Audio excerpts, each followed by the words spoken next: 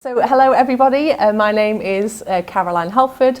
I work for ADIS Journals, which is part of Springer Healthcare, and I'm here today to talk about the evolution of patient-centered outcomes research. So some of you will maybe be already working with your clients on these kind of initiatives, maybe some of you aren't, so hopefully this will give everyone a few thought starters to hopefully engage with clients and with patients in new ways. So to start off with a definition, so the Patient-Centered Outcomes Research Institute's PCORI defines it as helping people and their caregivers communicate and make informed healthcare decisions, allowing their voices to be heard in assessing the value of healthcare options.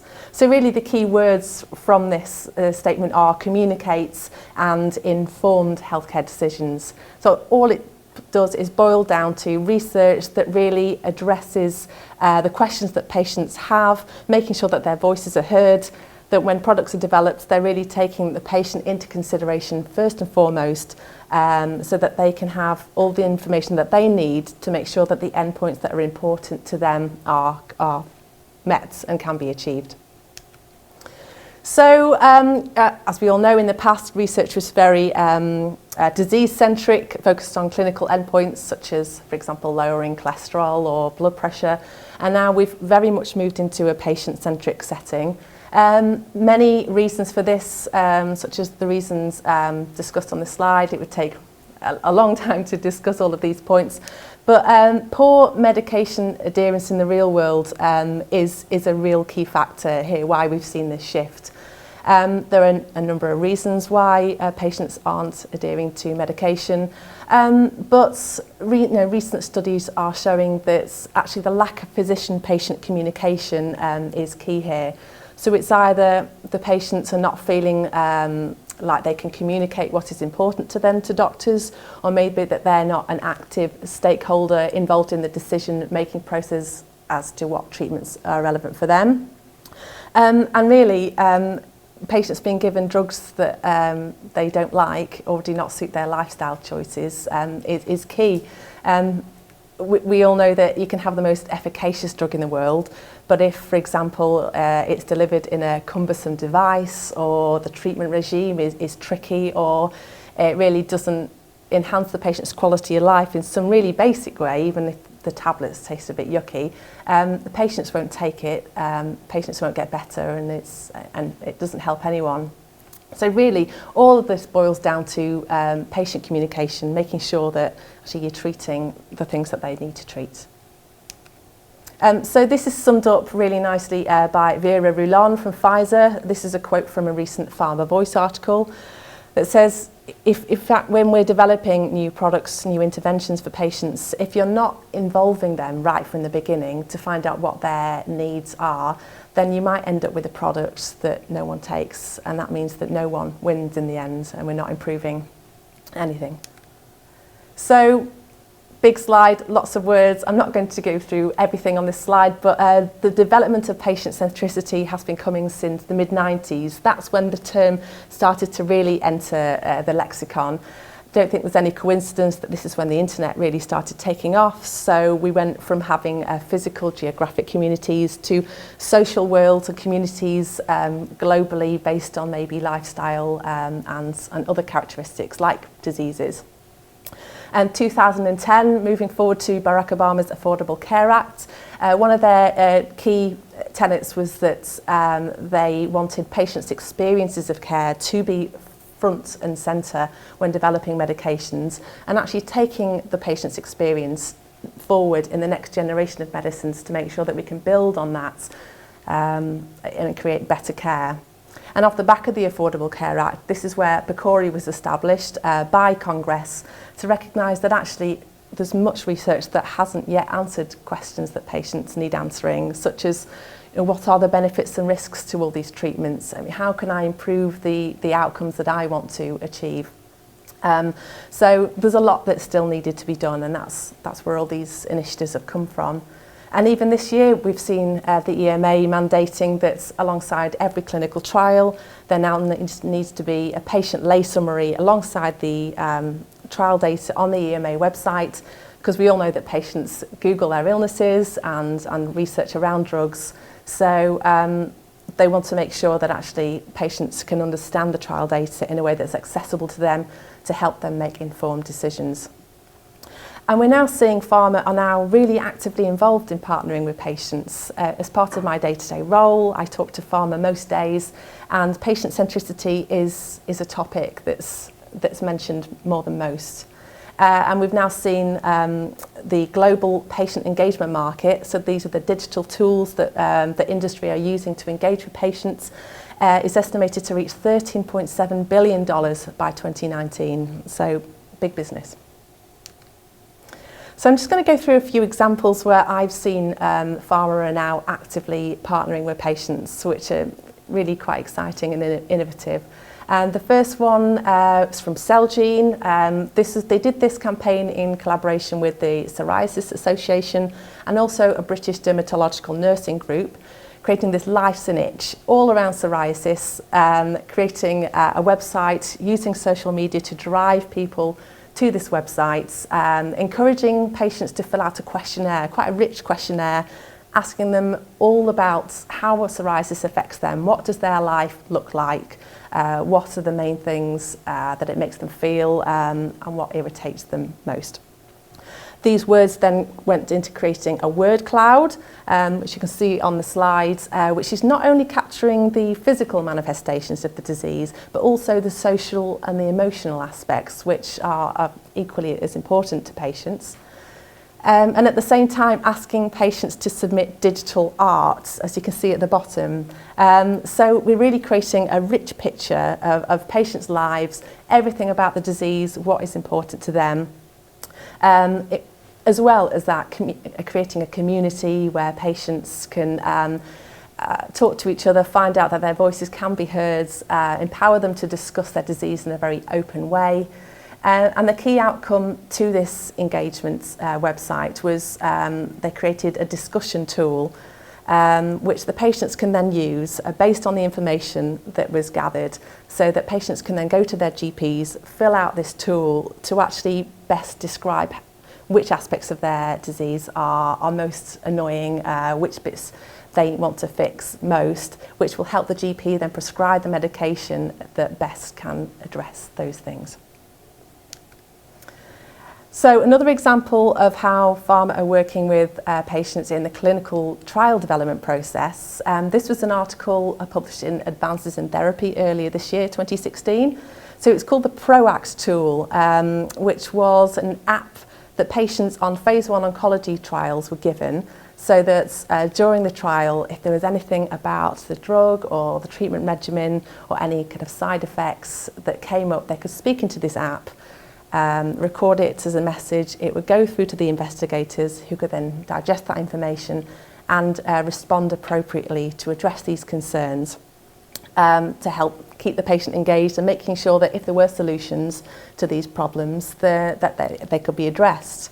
And as well, the messages were anonymised and sent back to the manufacturer so that they could really take that information forward into phase 2 testing to make sure that if things could be fixed, then they would be. And this is a great example where data that patients maybe had not been able to communicate before throughout a clinical trial, things like even the shape of the tablets or just the number of tablets they had to take was just maybe just a bit too much, a bit too complicated. Recording that in a way that in the real world, if this drug comes to market, that could actually stop patients taking the medication, which leads us back to the lack of adherence, which means that patients aren't getting what they need out of it. So it's great now seeing these tools where actually manufacturers are reacting to trials as they're going along to making sure that what's important to the patient is taken forward. When I was researching this, I found so many examples where pharma are partnering now with patients and patient advocacy groups. Too many to go into now, but I would encourage everyone to go to the EUPATI website. That's the European Patients Academy. In 2014, they had a workshop where they encouraged pharma to submit case reports of how they were partnering with patients or groups, right from proof of concept all the way through to phase 3 and beyond, just to make sure that, do the patients really need a new treatment? If so, what is important to them? and really helping inform every clinical stage to make sure that it was going to work for everybody. So moving on to patient-reported outcomes, I'm seeing, well, through the conversations that I'm having with pharma, these are becoming more of a mainstay in clinical trials, so as part of the main clinical research or on its own. So these are outcomes that are directly reported by the patients. So it might be their feelings on a disease or feelings about a particular treatment, surveys, recording their information coming directly from the patients. There are many clinical journals that now publish this kind of data, and we've got a couple of journals that specialise in just this data. So the one on the screen now is called The Patients, which is an AIDS journal co-edited by Chris Carswell and John Bridges of the Johns Hopkins School of Public Health. So all these studies really are all designed to make sure that the needs and the values of the patients are used to enhance therapy in a patient-centred way. I think we'd all agree that the BMJ are really leading a great initiative here. Their Patient Partnership Initiative that was launched in 2014. Anyone that went to ISMAP this year will have seen this on the big screen. So they now have a patient advisory board, an editorial board, and a patient editor. And now they ask authors of clinical trials to document, when they submit their research, how they involve patients in the design and the carrying out of the study, and how they were involved in the dissemination of study results. And as well, they now have patient peer reviewers. So alongside the scientific peer review, they also have patients who now read the articles and ask, is this an issue that is important to patients or carers? Is there something within the study that should have been addressed that hasn't been addressed? And if the study was around an intervention or treatments, can you see any barriers to this treatment being used in the real world? And of course the BMJ practices open peer review, so the comments will be published alongside the article. So it's really encouraging authors to really think in a more co-creation setting. So it's not just the clinical folk, it's the patients, it's actually the end user, and how are you making sure that the patients are being catered for. So in 2015 they won the first Patients Included award just to recognise their patient-centricity in this field. BMC, Biomed Central, have now launched a journal called Research Involvement and Engagement. So if you're already working in this field with your clients, this is a journal that hopefully should be on your radar already. And this is a journal with a clinical editor-in-chief as well as a patient editor-in-chief. And it's a journal that focuses on everyone that's involved in patient and wider engagement in the clinical trial process. So it's all articles about looking at best practices and trial designs and making sure that all the key stakeholders involved in treating patients are being taken into account.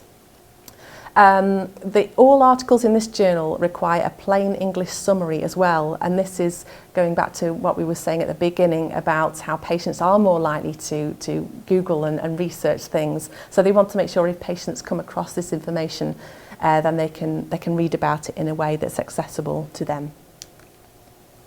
From the ADIS Rapid Plus journal point of view, these are journals I work quite closely with, and we are seeing many articles now being submitted, they're called patient-physician perspective articles. So some of these are commissioned by the editors and some of these come in naturally. And half the article is written by a patient, so they're writing from their perspective of their life with the disease, what are the challenges, what are the questions that they have in their mind, what are the annoying things around their life with this disease that affect their quality of life. And then the other half of the article is written by a key opinion leader in this field who then speaks to these concerns, but then actually addresses the clinical readership of the journal to address his peers to say, actually, this is what can be done, this is what we should all be thinking about, and these are potential solutions to these patient-centred issues. And we've had a couple of these articles where pharma have actually donated a fee for medical writing support, so they've had no say in any of the content or choosing the patient in any way, but they are have been committed to this type of article in just providing writing support so that the patient can have what they need to write, whatever they need to write. And so you will hopefully sort of be aware that now journals are working a lot more with digital materials, recognising that people not only like to read, but they like digital things like videos to go alongside them. I've seen quite a few patient resources published recently. This is one from Dermatology and Therapy. Again, it's around psoriasis, where it's like 4 articles written addressing the patients directly, looking at 4 different types of treatments you can have for psoriasis. So looking at, okay, whichever treatment you choose, these are the benefits and risks. This is what you might want to take into consideration. These are questions that you might have for your physician. And there's videos that go alongside each article that address the patient directly to make sure that they have multiple ways of getting this information. So I've seen quite a lot of publishers now publishing patient-friendly data. For example, the Cochrane systematic reviews now ask authors to write a plain language summary alongside each article. And also Internal Medicine as well. They often publish one-page plain summaries around clinical trials that have been published in their journals, summarising, okay, why was this study done, what did we find, what are the limitations, and what now, in very patient-friendly language. JAMA now have patient pages, so using the wealth of resources on their website so that patients can learn about their disease and treatment options.